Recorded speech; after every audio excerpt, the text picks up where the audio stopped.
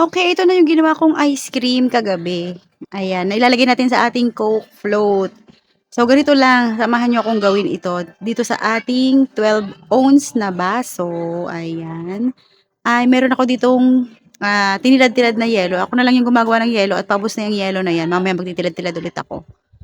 Ayan. So, kunin lang natin yung ating chocolate syrup na ang gamit natin ay Enjoy Chocolate Syrup. Oh, masarap na masarap yung syrup na yan. Ipalibot nyo lang dyan sa cup. Tapos, ay lagyan na natin ng yelo. Okay, isa, dalawa. Depende po sa inyo kung ilan lalagay yung yelo. Ako hindi ko masyadong pinupuno yung cup para para may space pa siya para sa ice cream. So, kita nyo naman po, 3 piraso lang yung nilagay kong yelo. At ngayon naman itong ating Coke na pampasarap. O, diba? Siyempre, lalagyan pa rin natin siya ng space para sa ice cream. Kaya wag nating punuin masyado yung ating cup ng Coke. Ayan po yung scooper ko. Isang scoop. Ayan. Ng ating vanilla. Usually po, 1 scoop lang talaga ang 12 ounce. So, pagka 22 ounce, 2 scoop po ginagawa ko. Pero since gusto kong tawaran ngayon yung aking anak.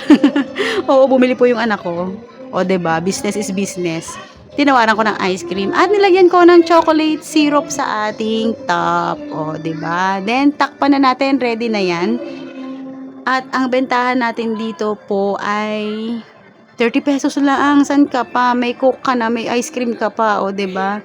Napakamura. Kaya naman, 30 pesos, meron ka ng napakasarap na Coke float. At yung pong Bingo Vanilla, premix pa rin yung ginagamit ko dyan na panggawa ng ating ice cream para po sa ating Coke float. Kaya po yan, i-check out nyo na dyan sa akin. Ilalagay ko sa yellow basket yung ating Bingo Vanilla premix powder.